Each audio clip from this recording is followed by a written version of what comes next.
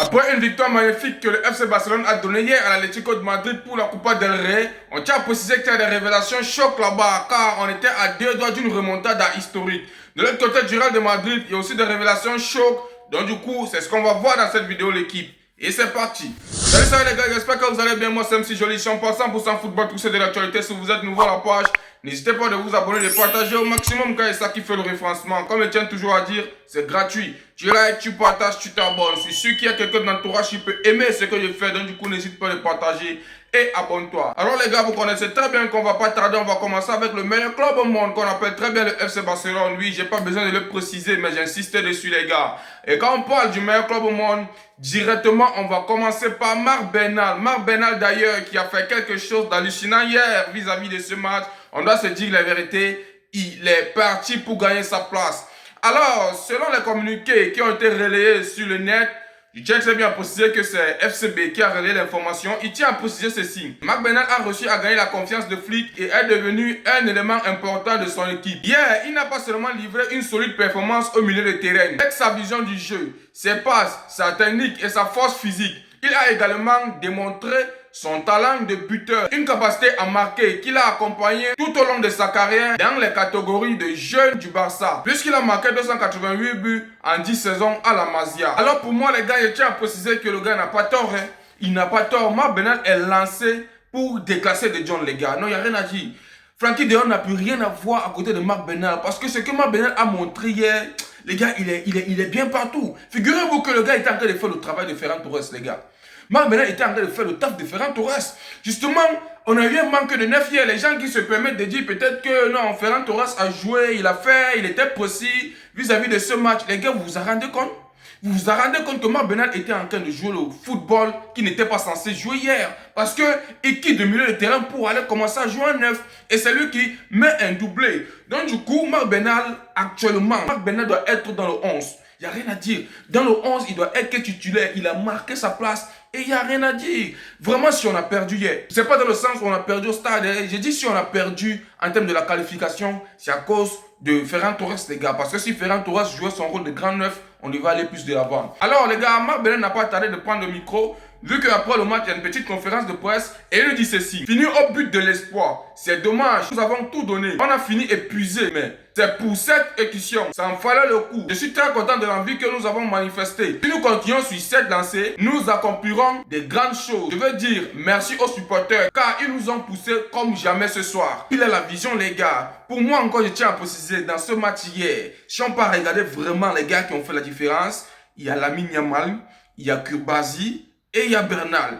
Enlevons un peu le cas de Rafinha. Rafinha, c'est un capitaine leader. Pour lui, j'ai vu une niaque. Mais quelque part, j'ai eu un manque. Il y avait un manque quelque part chez Rafinha, les gars. J'espère que vous essayez de comprendre. Il y avait un manque de complément quelque part hier chez Rafinha. Mais sinon, il était aussi là, les gars. Il était aussi là. Tiens, condamné où il avait le ballon, au lieu d'envoyer directement à Lamine Yamal pour que Lamine Yamal bute, il a essayé de faire lui-même. Donc c'est un peu ce que Shankly dit, qu'il y avait un manque quelque part. Sinon, beaucoup de courage, il a fait la différence. Si on revient particulièrement sur le cas de Lamine Yamal, il n'a pas buté hier, c'est vrai, mais je vous assure, ce gars, Lamine Yamal, les gars, non, il est fort, les gars. Il est parti pour être tout ce qu'il veut. Lamine Yamal est fort. Lamine Yamal est fort, les gars. Pour moi, je ne sais pas ce que je peux qualifier à propos de ce mec, mais tout ce que je peux dire, c'est que c'est bravo parce que c'est qu'il a fait hier, même s'il n'a pas buté. Est-ce que vous avez vu la passe D qu'il a donnée à Bernal avant de buter? Là où il a coupé, il a envoyé Lookman au champ. Vraiment, beaucoup de respect pour Lamine Yamal, les gars, il n'y a rien à dire. Alors, vous savez très bien que le match était intense hier avec un pressing extraordinaire. Vous avez tous vu, tout le monde était abattu. Après le match, les joueurs sont tombés. Il y a même un Koundé qui n'a pas pu tenir la mise. Alors, Hansi Flick n'a pas tardé de partir auprès de Pedri pour voir ce qui se passe. Alors, Hansi Flick nous rapporte ceci. Je suis heureux qu'il ne lui soit rien arrivé. Nous avons besoin de Pedri sur le terrain. C'est le pourquoi je lui ai demandé s'il voulait sortir ou continuer. C'était un pari. Nous l'avons laissé jouer les 90 minutes. Mais Pedri m'a dit qu'il ne s'était rien passé. Seulement une légère tension musculaire. Pedri est très important pour nous. Ouais, les gars, ça se prouve de jour en jour. Pedri est extrêmement important pour le Barça, les gars. Pedri est... Je suis époustouflé quand je cite le nom de ce mec, les gars, parce que Pedri, il est bon. Hein. Il est bon, les gars. Pedri, au match hier, je me posais la question, tellement il prend son temps, il est précis, tout ce qu'il fait, il réussit. Vraiment, Pedri, Pedri est le milieu de terrain de tout l'Europe. Il n'y a personne qui peut passer à côté de lui. Personne ne tient à préciser. Vraiment beaucoup de respect, Pedri, pour ce que vous avez fait hier. Alors, je tiens encore à préciser mon trio, Koulibaly, Pedri, Bernal. Hier, ce que vous avez fait dans ce match. D'ailleurs, ça n'a pas tardé. Simeone est sorti de l'eau et de dire ce qu'il en pense, les gars. Qu'est-ce qu'on nous dit ici? Barcelone joue brillamment. C'est une équipe de haut niveau. Je précise qu'après Rafinha, vous avez joué fantastique. Pedri et lui sont tout simplement incroyables. J'ai dit à Hansi Flick que Barcelone joue brillamment. Je lui ai aussi dit, j'aimerais que nous nous rencontrions en quart de finale de la Ligue des Champions. Respect. Alors même, c'est ce qu'on veut. Directement, dès qu'on tabasse Newcastle, là, on traverse, on va vous croiser pour faire vos fêtes. Parce que c'est ce que moi je suggère, les gars.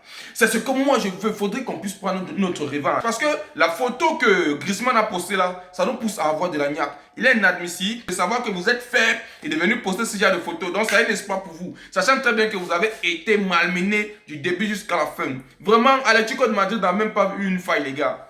Même une faille. Donc même en Ligue des Champions, que vous êtes dans quel digue là, on va venir vous montrer que nous sommes des meilleurs. On a besoin de ça. On veut venir se venger, les gars. Donc vraiment, même si on l'a déclaré, avec son classement qu'il a mis en termes de défense, il a vu que ça ne servait à rien. Que Lamine Yamal était prêt à transpercer. Donc, comme je dis toujours que le FC Barcelone est imprévisible. Là où je t'attends, c'est là-bas qu'on ne vient pas. Voici un Bernal qui est venu faire la différence. Qu'est-ce que vous allez encore nous dire, les gars? Un Cancelo qui était précis. Qu'est-ce que vous allez nous dire? Vraiment, ce qu'ils ont fait hier, c'est quelque chose de fantastique. C'est pas seulement Diego Simeone qui sort du lot et dit ce qu'il en pense. Même le gardien de l'Atlético est sorti. Même le capitaine de l'Atlético est sorti pour dire ce qu'ils en pensent. Et si on revient sur le gardien, il dit ceci. Je félicite le Barça qui a très bien joué. Ils ont vraiment une très bonne équipe. Et quand on revient sur le capitaine, il dit le Barça a fait un très grand match. Après le 3e but, on voulait tous que le match s'arrête au plus vite. Et il dit, sur le banc, on n'en pouvait plus. Non, Diego Simeone n'en pouvait plus. On a mis le stress en lui. Je me pose la question à savoir si on pouvait regarder ses couilles là. Est-ce qu'il n'a pas uriné sur lui? Parce que Diego Simeone, on l'a fait boxer, les gars. La tête était déjà éclatée. On a joué un match de monsieur, les gars. On a joué un match de qualité, un match de garçon. Ce qu'on a livré hier, que ce soit nous les supporters, que ce soit les gens qui n'aiment pas le FC Barcelone, qui ne s'est pas régalé hier. Tout le monde s'est régalé. Les gars, on était à un but de faire la remontada historique. Le pressing était là. Un Cancelo qui envoyait une passe extrêmement dé. Un Pedri, un Koulibaly. Qu'est-ce qu'on peut dire? Qu'est-ce qu'on peut nous raconter? Vraiment, c'est acclamé. Et même, ils ont dit cela. Qui ne s'est pas régalé? Je tiens encore à poser la question. Est-ce que toi, tu t'es pas régalé hier? Alors, directement, si on tombe sur Koundé, on tient à préciser qu'il n'a pas pu amener la mise hier. Il a directement, immédiatement demandé à ce qu'il soit remplacé. Que ce soit Koundé ou Baldé, on tient à préciser que c'était pas facile pour nous hier. Car Koundé est sorti sur une blessure. Même Baldé, les gars. Et quand on peut maintenant regarder des joueurs absents qu'on a au sein du FC Barcelone, il y a Gavi, il y a Baldé, il y a Koundé, il y a Frankie de Jong, il y a Lewandowski, il y a Christensen. Sans toujours oublier que Gavi va revenir la semaine prochaine et que Lewandowski a repris l'entraînement au sein du club, les gars. Bref, pour moi, je pense que c'est une frustration quelque part parce qu'il y a beaucoup de matchs qu'on va manquer. Je ne peux pas en citer. Si je me fais pas heureux, c'est un mois que chaque joueur a pris. Alors, je pense que pour moi, c'est le meilleur moment maintenant pour que Cancelo puisse montrer de quoi il est capable. Il est bien vrai, il nous est grave montré que non, il est précis, il est capable. Mais les gars, vu que Baldé n'est pas là, vu que Koundé n'est pas là, c'est le moment maintenant pour lui de montrer qu'il est vraiment ce qu'on pense de lui, les gars. Parce que de l'autre côté de Baldé, on met Cancelo. De l'autre côté de Koundé, on peut prendre un peu Koulibaly, on envoie là-bas bien Gérard Martin. Bref, selon l'annonce, qu'est-ce qu'on nous dit ici? Le FC Barcelone va aborder le mois de mars avec seulement 2 latéraux de métier disponibles.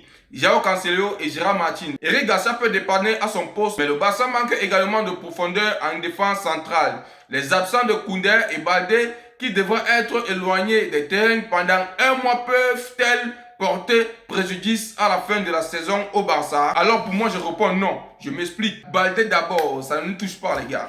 Pour Baldé d'abord, ça ne nous secoue pas. Nous on sait très bien qu'il y a Cancelo qui va faire l'affaire. D'ailleurs, 2-3 matchs que Cancelo a joué dernièrement là, il était en pétard. Donc du coup, comme j'ai dit depuis le début de la vidéo, qu'on prend un Cancelo, on met sur la place de Baldé, vu que là-bas il est précis. On prend un Koulibaly, on place directement à la place de Koundé. Si on ne peut pas le faire, on prend un Araujo et on continue la mise. Je pense que c'est mieux lancé pour nous, il n'y a rien à dire les gars. Donc il n'y a pas à s'inquiéter. Il y a les gens précis qui peuvent faire le travail et avec eux on peut être sûr et on peut en être fier les gars. Il n'y a rien à dire. Je tiens encore à préciser les gars, si on a perdu hier, c'est parce qu'on n'a pas un 9 très précis, les gars. Est-ce que vous avez rendu compte des stats de Ferran Torres lors des 7 derniers matchs? Le gars a 0 but, 0 passe décisif.